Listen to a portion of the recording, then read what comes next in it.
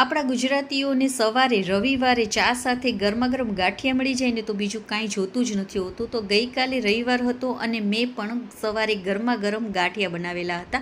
મેં આજે વણેલા ગાંઠિયા બનાવ્યા છે. જો તમે પરફેક્ટ માપ સાથે બનાવશો ને તો તમારા વણેલા ગાંઠિયા એકદમ પરફેક્ટ અને ટેસ્ટી જ બનશે. તો તેની માટે મેં અહીંયા 2 કપ જેટલો ચણાનો લોટ લઈ લીધો છે. સાથે આપણે જરૂર મુજબ મીઠું એડ કરવાનું છે. મેં અહીંયા અડધી ચમચી જેટલું મીઠું એડ કરેલું છે. 1/4 ચમચી જેટલી આપણે હિંગ એડ કરવાની છે. અડધી ચમચી પણ ઓછી થોડું એવું કાળા મરીનો ભૂકો નાખેલો છે અને અડધી ચમચી જેટલા અજમાને આપણે આવી રીતે મસળીને નાખી દઈશું. હવે બધાને આપણે મિક્સ કરી લેવાનું છે. પહેલાં એકદમ પરફેક્ટ માપ સાથે બનાવશો ને તો બહાર જેવા જ ટેસ્ટી તમારા વણેલા ગાંઠિયા બનીને તૈયાર થઈ જશે. હવે આ ચણાના લોટને થોડી વાર માટે આપણે સાઈડમાં રાખી દેવાનો છે. હવે મેં અહીંયા 1/4 કપ જેટલું પાણી લઈ લીધું છે. તો મીન્સ કે 4 મોટી ચમચી જેટલું મેં પાણી લીધું છે અને 2 મોટી ચમચી ભરીને મેં અહીંયા તેલ લઈ લીધું છે. આ માપ તમે પરફેક્ટ રાખજો તો જ તમારા ગાંઠિયા એકદમ પરફેક્ટ બનશે. સાથે મેં અહીંયા અડધી ચમચી જેટલું પાપડ ખાર આવે છે ને તે લઈ લીધો છે. તમને ગમે તે કરીને દુકાનમાં એકદમ ઇઝીલી મળી જશે. બધાને આપણે મિક્સ કરી લેવાનું છે. પહેલાં આવી રીતે પાપડ ખાર આપણો છે ને એકદમ એવો ઓગળી જાય ને તે રીતે આપણે તેને મિક્સ કરવાનો છે. તો એકદમ સફેદ પાણી જેવું થઈ જશે. તેને બધું આપણે આમાં ચણાના લોટમાં નાખી દેવાનું છે. હવે લોટ આપણે થોડો કઠણ જ બાંધવાનો છે. જો તમારે ઢીલો બંધાઈ જશે ને તો તમારા ગાંઠિયા વણાશે નહીં. માટે જ આવી રીતે જ તમે લોટ બાંધજો અને જરૂર લાગશે ને તો જ આપણે એમાં પાણી નાખશું. તો મને 2 મોટી ચમચી ભરીને મેં ફરીથી પાણી નાખી દીધું છે. મને થોડું ઓછું લાગતું હતું તો મીન્સ કે આપણે 6 મોટી ચમચી ભરીને પાણી આમાં જોઈ ગયું છે. બીજું વધારાનું પાણી બિલકુલ પણ ના નાખતા. હવે આપણે તેનો લોટ બાંધી લઈશું. થોડો તમને હાથમાં ચોટશે અને નીચે પણ ચોટી જાય તો આવી રીતે તમારે ઉખાડી લેવાનું તેને.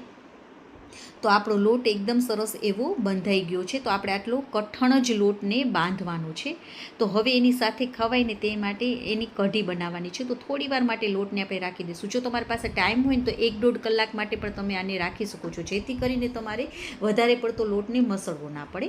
તો કઢી માટે 2 મોટી ચમચી ભરીને ચણાનો લોટ લેવાનો છે.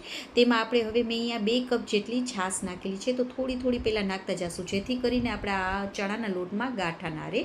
ગાંઠા એકદમ ઓલા થઈ જાય ને એટલે આપણે બધી છાશને આમાં નાખી દેવાની છે. તો કુલ ટોટલ મેં અહીંયા 2 કપ જેટલી છાશ નાખેલી છે. જો તમારી પાસે છાશ ના હોય ને તો તમે આની જગ્યાએ થોડા એવા ચપટી એટલા લીંબુના ફૂલ નાખવાના અને 2 કપ જેટલું પાણી નાખી દેશો તો પણ કઢી એકદમ સરસ એવી બનીને તૈયાર થઈ જશે. તો કઢી મિક્સ થઈ ગઈ છે. તો હવે આપણે તેમાં તેલને ગરમ કરી લેવાનું. તો સાથે મેં અહીંયા થોડા મરચાંને પણ તળેલા છે. તો તળાઈ જાય એટલે તેને કાઢી લેવાનું અને ઉપરથી આપણે મીઠુંને સ્પ્રિંકલ કરી દઈશું.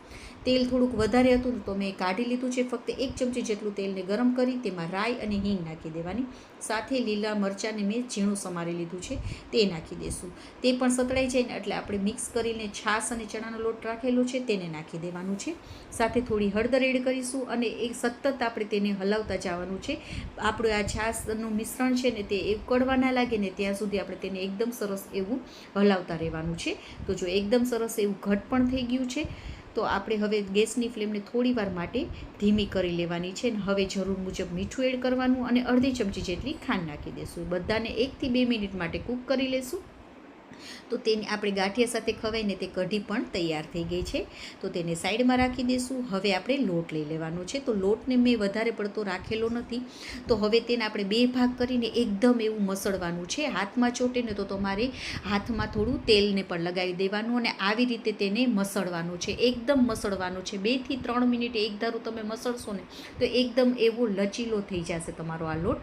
તો આવી રીતે તેને આપણે મસળતું જવાનું છે. જો હાથમાં પણ ચોટતો બંધ થઈ જશે અને એકદમ જો તમે આવી રીતે સ્ટ્રેચ કરશો ને સ્ટ્રેચેબલ થઈ જશે. આવી રીતે તમે કરશો ને તો તમારો લોટ તૂટશે નહીં અને એકદમ સ્ટ્રેચેબલની જેમ લાંબો થતો જશે. તો જો તેનો કલર પણ થોડો ચેન્જ થઈ જશે.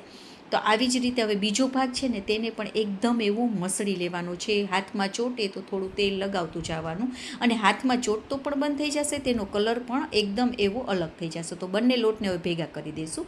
એમાંથી આપણે નાનો ભાગ લઈ અને લુવા જેવું આવી રીતે લંબગોળ જેવું કરી લેવાનું. હવે આપણે હથેળીના સાઈડનો ઉપયોગ કરીને આપણે આને વણવાના છે ગાંઠિયાને. તો પાટલામાં થોડું એવું તેલ લગાવવાનું અને હથેળી સાઈડથી ઉપરથી નીચે આવી અને તે ગાંઠિયાના આપણે લુવાને છે ને ઉપાડતું જવાનું. ઉપરથી નીચે કરી અને ગાંઠિયાના લુવાને આવી રીતે ઉપાડતું જવાનું છે. એ રીતે આપણે આ ગાંઠિયાને વણવાના છે. 1 થી 2 વાર તમે પ્રેક્ટિસ કરશો ને તે એકદમ ઇઝીલી તમારે બનીને તૈયાર થઈ જશે. તો લંબગોળ આવી રીતે કરી થોડું તેલ પાછું લગાવી દેવાનું. આપણે પાટલીમાં થોડું એવું જ લગાવવાનું અને પછી હથેળીથી ઉપરથી નીચે કરતું જવાનું અને ગાંઠિયાના લુવાને આપણે આવી રીતે ઉપાડતા જશો ને તો એકદમ સરસ એવા તમારા આ ગાંઠિયા વણેલા બનીને તૈયાર થઈ જશે. તો આવી રીતે મેં 2 કરી લીધા છે. હવે તેલને પણ આપણે બહુ ગરમ નથી કરવાનું, થોડા બબલ આવે ને તેટલું જ તેલને ગરમ કરવાનું છે. પછી આપણે બંને જે ગાંઠી કરેલા વણેલા છે ને તેને નાખી દેવાનું છે. ગેસની ફ્લેમને ધીમીથી મીડિયમ જ રાખવાની છે.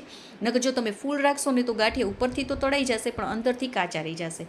ગાંઠિયા આવી રીતે ઉપર આવી જાય ને એની મેળે પછી જ આવી રીતે ચમચી વડે તેને આપણે આગળ પાછળ કરવાનું છે. અને ગુચડા હશે ને તો ગુચડા પણ એકદમ સરળતાથી તમારે ગાંઠિયામાંથી છૂટા પડી જશે. ગાંઠિયા છૂટા પડી જશે. આવી રીતે ગુચડો વાળીને જ આપણે ગાંઠિયાને નાખી દેવાના. તો આવી રીતે આપણે ગાંઠિયાને બધાને તળી લેવાના છે. એકદમ સરસ લાગે છે. તમે પણ એકવાર જરૂરથી ટ્રાય કરજો. તો આપણા વણેલા ગાંઠિયા બનીને તૈયાર થઈ ગયા છે. તો તેને કઢી અને મોરા મરચાં, તળેલા મરચાં સાથે આપણે તેને સર્વ કરી દઈશું. અને સાથે ગરમા ગરમ ચા હોય તો ખાવાની મજા આવી જાય છે. તો તમે પણ એકવાર આવી રીતે જરૂરથી ટ્રાય કરજો. અને વિડીયો ગમ્યો હોય તો લાઇક, સબસ્ક્રાઈબ અને શેર કરવાનું બિલકુલ ના ભૂલશો. અને ફેસબુક ને ઇન્સ્ટાગ્રામમાં જોતા હોય તો ફોલો પણ કરજો. અને તમને આ વિડીયો કેવો લાગ્યો અમારા ગાંઠિયાનો વણેલા તે પણ મને જરૂરથી કહેજો કમેન્ટ કરીને. તો આવી જ નવી રેસિપીઓ સાથે આપણે ફરી મળીશું. ત્યાં સુધી બાય બાય. જય માતાજી.